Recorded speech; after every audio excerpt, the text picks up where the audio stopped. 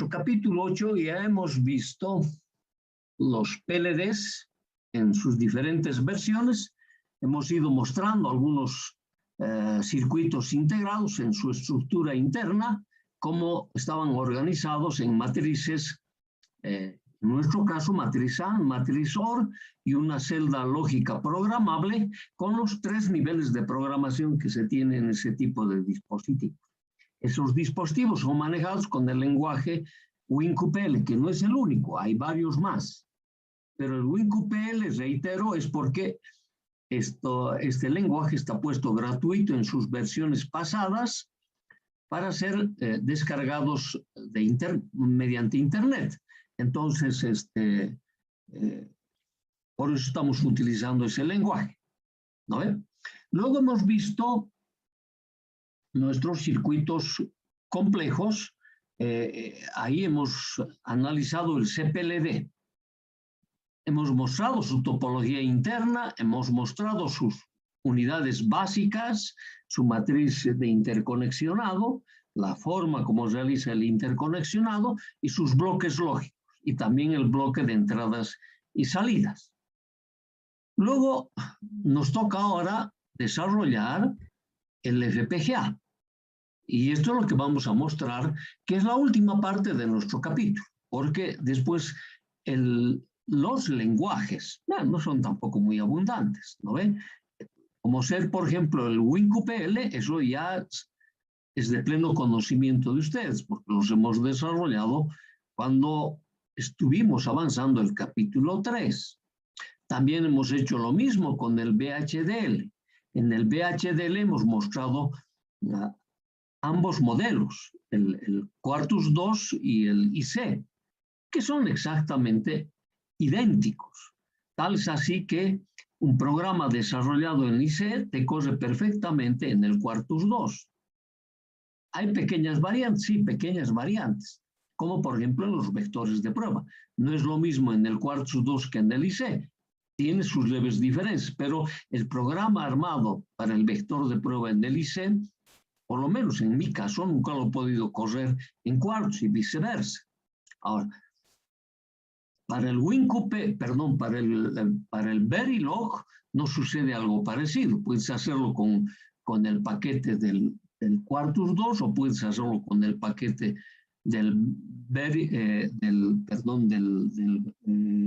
IC, te corre exactamente de la misma manera. Es mucho más sencillo incluso. Así que el desarrollo de esos lenguajes, que son bastante reducidos, también ya están vistos. Lo que no estaban vistos eran las estructuras internas de los circuitos integrados. ¿Por qué no los habíamos visto? Porque nosotros no teníamos todavía desarrollado en aquel momento las memorias. Primero, los operadores lógicos secuenciales, que son los flip-flops. El flip-flop set, el D, el T y el JK. Ni tampoco los módulos de lógica secuencial. Entonces, ahora que hemos completado esos capítulos, pues obviamente llegó el momento de ver de cómo están constituidos la estructura interna de en nuestro caso ahora del FPGA, ¿no ven? Hemos convenido denominarlos a partir de las memorias toda la estructura como si fuese una arquitectura, ¿no ven? La forma como está organizado el circuito integrado. Ok, entonces, en el caso del FPGA, son arreglos de varios bloques de entrada y salida, celdas lógicas y bloques lógicos. En esa denominación hay poca diferencia, ¿no ve? Entre el PLD, entre el CPLD y el FPGA. En el PLD, nosotros hemos dicho matriz AND, matriz OR. Ambos programables o no, ¿no? Entonces, para nosotros serían nuestros bloques de entrada y salida y nuestros bloques lógicos. Ok, y luego tendríamos los bloques de interconexionado. Parecido.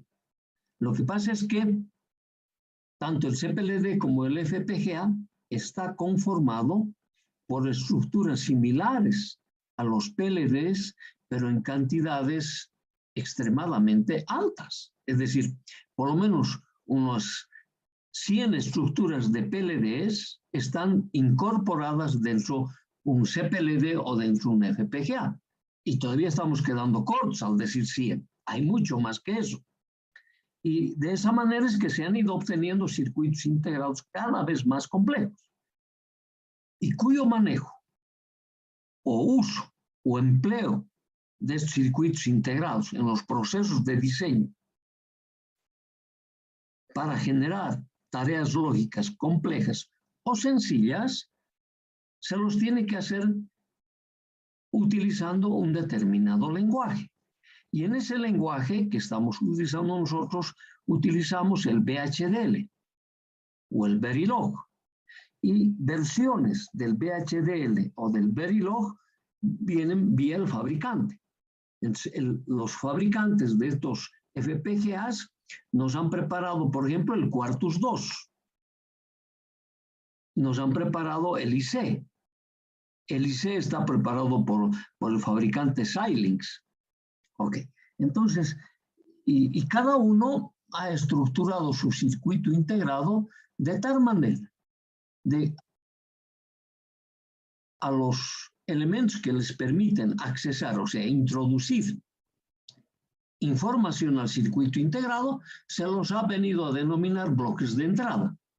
Cuando el sistema realiza el proceso y tiene que entregar los resultados, se lo ha venido a denominar bloques de salida.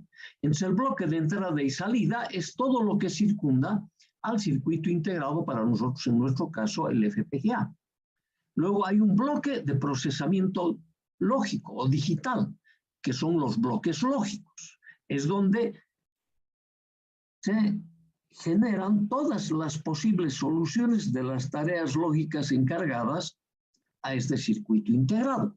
Ahora, para generar todas esas funciones, tiene que existir un interconexionado entre los bloques de entrada y salida y los bloques lógicos, o solamente entre bloques lógicos, para que termine el procesamiento y luego entregue información. Entonces, por eso se llaman conexiones verticales y horizontales. En el caso del FPGA y en el caso de los CPLD serán la matriz de interconexionado. Entonces, la arquitectura es similar en todos. Las denominaciones son relativamente diferentes. Ok, entonces, en nuestra arquitectura para el FPGA, los bloques de entrada y salida son los bloques que están en la periferia del circuito integrado. Es todo aquello que está aquí en nuestra gráfica es representado, no sé, a la manera de un círculo. Y ahí dice bloques de entrada y salida. Luego tengo líneas horizontales y verticales, y esos están constituyendo los canales de interconexionado horizontal y vertical. Luego internamente tengo mis bloques lógicos configurables. Entonces, ahí están todos los dispositivos digitales que nos realizan el procesamiento de la tarea lógica que se ha encargado al circuito integrado. Y si nos fijamos en cantidades de bloques lógicos, son considerables dentro de la arquitectura. Entonces, estamos hablando de circuitos integrados realmente complejos y que no es posible un manejo manual de este tipo de circuitos integrados. Necesitamos el auxilio de un ordenador, de una computadora. Menos mal que cuando se generaron estos elementos informáticos para manejar estos dispositivos, al principio solo queríamos obtener información técnica de qué es lo que se había introducido en el circuito integrado. Pero después se dieron cuenta que ese lenguaje que habían generado para poder tener la interpretación de lo que se ha introducido en este circuito integrado, también nos permitía diseñar. Y hemos aprovechado aquello. En el tema combinacional hace totalmente el diseño, porque solo tenemos que introducirle la información. En cambio, en el sistema secuencial no. Claro que también solo tenemos que introducirle la información, claro que sí, pero la tarea más importante en el proceso de síntesis de los sistemas secuenciales, que es la generación de la tabla de fases o del diagrama de estados, lo tenemos que hacer manual y tenemos que introducir esa información a lenguajes que me permiten manejar estos circuitos integrados. Y a partir de ese diagrama de estados o tabla de estados, el sistema puede realizar la síntesis correspondiente de circuitos o sencillos o complejos. Ok. Y a esa tecnología, tanto empezando del FPGA, del CPLD y de la GAL, nosotros hemos venido a denominar una tecnología embebida, porque en realidad el circuito integrado, una vez que introducimos aquello, la tarea lógica, él te realiza la función que tú has programado. Entonces, da la impresión que tú has fabricado el circuito integrado. Por eso se llama proceso de embebido. Hemos introducido dentro de él una tarea lógica y en esa tarea lógica tenemos decididos cuáles son los pines de entrada, cuáles son los pines de salida y qué bloques me van a realizar la tarea lógica. Y qué tipo de interconexionado voy a tener dentro del circuito integrado. Entonces, ese circuito integrado, una vez programado, está representando tu tarea lógica. Es como que tú te has fabricado tu propio circuito integrado. Ok, que te realiza una determinada tarea.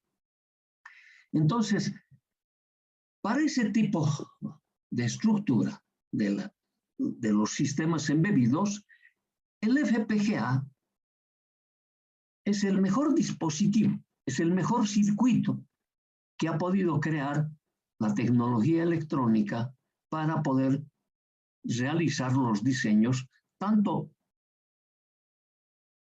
de elementos básicos como de elementos muy complejos. Okay. Y esto es lo que vamos a tratar de mostrar como su estructura interna. Okay.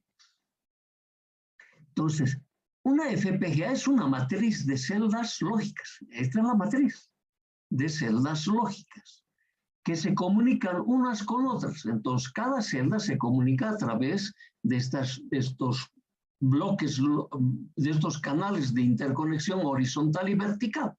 ¿Ve? Unas con otras y con los pines de entrada y salida. Entonces, prácticamente todo el sistema está debidamente interconectado y comunicado, tanto para realizar la tarea lógica como para transportar información de la entrada hacia los bloques lógicos o de los bloques lógicos hacia las. Entonces, esa es la arquitectura de un FPGA. Una estructura bastante compleja y tiene una cantidad de operadores lógicos crecientes a medida que va encontrándose nuevas aplicaciones de estos sistemas. Ok. En general se puede decir que posee una estructura regular, aunque el bloque lógico y la arquitectura de rutado varían de un fabricante a otro. Ahora, en este tema, de que van variando esta estructura de un fabricante a otro, se ha incrementado mucho más esta variación en el momento que se ha introducido dentro de estas estructuras también memorias lógicas. O sea, nuestras memorias RAM, nuestras memorias PROM se han introducido dentro de las FPGA. Y se pueden ya almacenar información dentro de las FPGAs, información que no es otra cosa que una tarea lógica. O el direccionamiento están puestos dentro de unas memorias que están dentro de un FPGA. Eso ha incrementado enormemente el desarrollo de esta tecnología. Estamos casi seguros que en el futuro inmediato, o sea, muy pronto, todos los desarrollos se van a hacer vía estos mecanismos. Entonces, ahí estamos obligados a conocer los métodos manuales y también los métodos informáticos. Estamos transitando hacia aquellos mecanismos. Es obvio que tengamos que mirar la arquitectura detallada de cada uno de estos dispositivos. Entonces, fíjense, esta es nuestra arquitectura general. Allí nosotros tenemos, para los bloques de interconexionado horizontal y vertical, tenemos una estructura puesto por multiplexadores o por transistores E cuadrado CMOS para hacer la programación del interconexionado. Después vamos a entrar a estos canales de interconexionado programables, ¿no ven? Hoy en día, por ejemplo, estos canales de interconexionado programables se los hace almacenando el interconexionado en las memorias.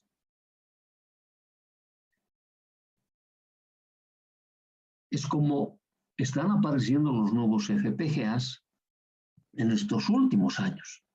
Y cuando te digo en los últimos años, estos 3 últimos años ha sido, pero de un total desarrollo de esta tecnología. Ok. Fíjate, por ejemplo, los sistemas de entrada y salida están hechos otra vez a base de multiplexadores, flip-flops y transistores que nos permiten poner una adaptación de los niveles lógicos que transitan en todos estos componentes. No nos olvidemos que cuando un nivel lógico pasa a través de algún operador, no es que vamos a decir sea atenuado, pero disminuye la cantidad de energía transportada. Entonces, eso se llama, ya lo conocemos, fan-in, fan-out, tienen un límite de poder entregar o de poder recibir energía eléctrica como información digital. ¿No ven? Entonces, estos transistores puestos aquí están para trabajar como pull-up o pull-down, para poder restablecer los niveles lógicos. Entonces, todo este sistema para los bloques de entrada y salida, los multiplexadores los conocemos, los inversores conocemos, estos flops conocemos, los transistores lo tenemos estudiados desde la electrónica 1. Son todos bloques conocidos por nosotros. Ahora, los bloques lógicos. Aquí, por ejemplo, nosotros tenemos generadores de funciones y tenemos 3 generadores de funciones en los bloques básicos que constituyen la arquitectura de un FPGA, ¿no ve? Y en estos generadores de funciones, a ver, son de cuatro variables de entrada. Cuando nosotros hicimos la generación de la cantidad de funciones que podemos tener con 4 variables de entrada, la cantidad es enorme. Y tenemos de esos 3 bloques que generan funciones. Por lo tanto, en cada uno de estos módulos tenemos esa cantidad de generadores y guiados a través de multiplexadores y con celdas lógicas al estilo del OLMC, el que habíamos analizado en la GAO. No vamos a decir que es el mismo, pero es muy similar a ello. Ajá. Entonces me dice, realmente son circuitos integrados de muy alta complejidad. Entonces, la arquitectura de la FPGA, con sus bloques lógicos, tienen partes combinacionales y partes secuenciales. Eso está mostrándonos en cada uno de los bloques. Los FPGAs tienen densidades altas con capacidades crecientes que llegan incluso hasta más del 1.000.000 de puertas equivalentes. Y todavía con este 1.000.000 estamos quedando cortos. Porque los circuitos integrados todos los años van creciendo en la cantidad de operadores lógicos que van poniendo dentro de una pastilla de silicio o dentro de un bloque de silicio equivalente a 1/4 de pulgada en su superficie. O sea, realmente la tecnología está creciendo a un ritmo, pero sorprendente. y nos han puesto a nuestro servicio este tipo de circuitos. Aquí dentro de esto que dice Altera, dentro de eso tengo yo el FPGA. Pero como el interconexionado externo, o sea, el acceso a los pines de entrada y a los pines de salida, son de dimensiones tan reducidas, es que es necesario crearles una pequeña placa impresa de tal manera que sacamos a la parte exterior, alrededor de ella, todos los pines de entrada y salida, y además son pines programables, que tú puedes decidir en qué momento ese pin es entrada o ese pin es salida.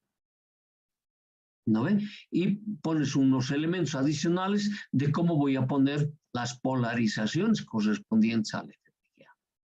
Claro, y el FPGA está compuesto por puros operadores lógicos, y los operadores lógicos tenemos para su polarización los 5 voltios, ¿no ve? Los 3,7 voltios, 2,5, 1,2 de voltio, es que son los valores de las tensiones de polarización que debemos aplicar a este tipo de circuitos integrados. Y en función de esa polarización quedan establecidos los niveles lógicos del 0 y del 1, como vamos a utilizar dentro de este circuito. Ok. Entonces, eso para nosotros ya lo hemos establecido en nuestro capítulo 1. Ahora, las celdas lógicas o bloques lógicos, que es el procesador mismo. El bloque lógico consta de una parte combinacional que permite implementar funciones lógicas booleanas, más una parte secuencial que permite sincronizar la salida con una señal de reloj externa e implementar registros. ¿No ve? No está hablando de este bloque. Nos muestran los 3 generadores de funciones que hemos mencionado. Los 2 primeros generadores están interconectados a través de estos multiplexadores. Son de 2 entradas de información, una salida, por lo tanto aquí voy a tener una variable de selección. ¿No ve? Con esa variable de selección o voy a direccionar esta entrada o voy a direccionar el generador de las funciones. Y lo mismo ocurre con este otro generador. Y me dice, este símbolo es un multiplexador, controlador para configurar el programa. Entonces, ahora la salida de estos generadores, de los 3 generadores, ya sean combinados o salidas individuales, fíjense, están habilitados las salidas individuales también. Y están guiados a través de otros multiplexadores. O sea, aquí, nuestros elementos combinacionales, nuestros generadores de funciones de la primera forma o de la segunda forma canónica, que los hemos visto, capítulo 1 y 2, incluido el capítulo 3 para los multiplexadores, y eran de conocimiento nuestro. Y luego, con los flip-flops, prácticamente hemos estado al alcance de todos los elementos que se utilizan en un bloque lógico. Ahora, este bloque lógico se repite tantas veces dentro de un circuito integrado que nos va dando la capacidad de procesar tareas lógicas. Por eso habíamos mencionado también que dentro de un FPGA nosotros podemos introducir un microprocesador o un microcontrolador.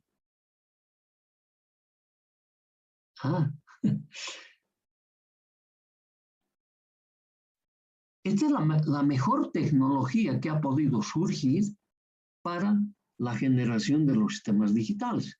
Y esto nos ha impuesto una nueva metodología de diseño, que son las metodologías de diseño asistido. Ok. Entonces, esto es lo que estamos mostrando aquí, ¿no? Nuestros bloques lógicos están detallados con las denominaciones que tienen LUT para su direccionamiento o interconexionado correspondiente a través de multiplexadores. Ahora, para manejar estos componentes, lo hacemos vía el VHDL, que es un lenguaje de descripción formal, ¿no ve? que nos permite realizar la descripción, el diseño y la documentación correspondiente de todos los procesos de síntesis de sistemas sencillos o complejos. Ajá. VHDL, aquí está su significado, es el Very High Speed Integrated Circuit Hardware Description Language. O sea, es el lenguaje de descripción para circuitos de velocidades elevadas, de procesamiento, obviamente. Ok. Entonces, tiene su proceso de diseño es mediante esta metodología, mediante los CADs. Y el CAD, para nosotros, ya sabemos, está el Quartus 2, el IC o el Verilog. Ok. Además, son estandarizados y el estándar lo ha creado la IEEE y el estándar es la 1076 que se ha ido generando a partir de 1987. Y el 1164 en 1993. Y a partir de ahí, fíjese, ha pasado harto tiempo en el sentido de que una vez estandarizado los FPGAs, se han puesto al servicio del desarrollo de toda la tecnología o de todas las aplicaciones de la electrónica. ¿No ve? Ok. Entonces, ese lenguaje está orientado muy parecido al C, orientado a los objetos. Ok. Y la forma de accesar nuestras informaciones a los programas correspondientes tenemos la captura esquemática o el código VHDL. Ahora, nosotros, claro, inicialmente decimos código VHDL, en realidad es un código HDL. ¿No ve? Y ahí tengo las variantes, el WinQPL, tengo el Quartus 2, el IC, el Verilog, etc. ¿No ve? Y puedo hacer yo en cualquiera de esos lenguajes captura esquemática o un programa utilizando el lenguaje correspondiente. Luego, el sistema me va a hacer la síntesis, me va a hacer la simulación y me van a probar los diseños. Una vez que han sido verificados en los diseños, vamos a poder almacenar todo el proceso dentro de un circuito integrado. Y el circuito integrado que nosotros vamos a utilizar con toda seguridad va a ser una GAL, una CPLD o una FPGA. Y con eso vamos a disponer nuestro circuito integrado. Entonces, ese circuito integrado, mientras no modifiquemos el programa, está realizando una determinada tarea lógica. Y la forma de introducir esa tarea lógica lo podemos hacer vía una captura esquemática, vía un código VHDL o un código HDL. Y cuando decimos código HDL, cualquiera de los lenguajes que hemos estado viendo. Ahora, no son los únicos, reitero, utilizamos esos porque los tenemos de gratuito en el Internet, versiones pasadas. Entonces, estás autorizado a poderlo utilizar aquello, pero esas versiones pasadas, porque las versiones actualizadas cuestan mucho dinero. Se podría adquirir, pero eso es un tema de recursos económicos. Si dispones, no hay problema, pero si no lo dispones, está prohibido utilizarlo. Okay. Entonces tenemos esas dos maneras y para nosotros, para la captura esquemática, hacíamos este proceso, utilizábamos lo que tiene establecido en su biblioteca, ¿no ve? Utilizar los símbolos de la biblioteca del sistema CAD. Dibujar los símbolos lógicos con los elementos de la biblioteca, dibujar los símbolos de entrada, salida con los elementos, siempre hace referencia con los elementos de la biblioteca, o sea, todos los programas o los lenguajes tienen su propia biblioteca. Y lo de bueno que estos lenguajes también te permiten a ti, como usuario, crear algún símbolo e introducirlo a la biblioteca para futura utilización de esos elementos. Entonces, tú puedes realmente utilizar o crear tus propios elementos y ponerlos dentro de la biblioteca. Luego, puedes interconectarlos utilizando obviamente los recursos para este tipo de captura, escribir las variables de entrada y salida y sintetizar el circuito. Y con eso puedes tú realizar la simulación del circuito funcional y temporal. Ahora, generalmente en este proceso de la captura esquemática, y luego va a ser lo mismo en la escritura del código, hay muchos que nos inducen al error. ¿Cómo es que nos inducen al error? La mayoría quiere programar una función ya sintetizada con los métodos manuales, el resultado lo está programando vía la captura esquemática. No, acá tienes que poner el problema original. El sistema te lo tiene que sintetizar. Si no, tú ya le estás haciendo toda la tarea. El sistema solo va a estar para verificar si lo que hiciste está bien. No, el sistema está para realizarme la síntesis. Yo le tengo que introducir en forma adecuada la información correspondiente vía la metodología establecida en función del lenguaje que estoy utilizando. No olvidar ese tema. Tú entras al internet y vas a encontrar mucho de eso. Ok. Aquí vamos a hacer el descanso de 1 minuto para poder invitar dentro de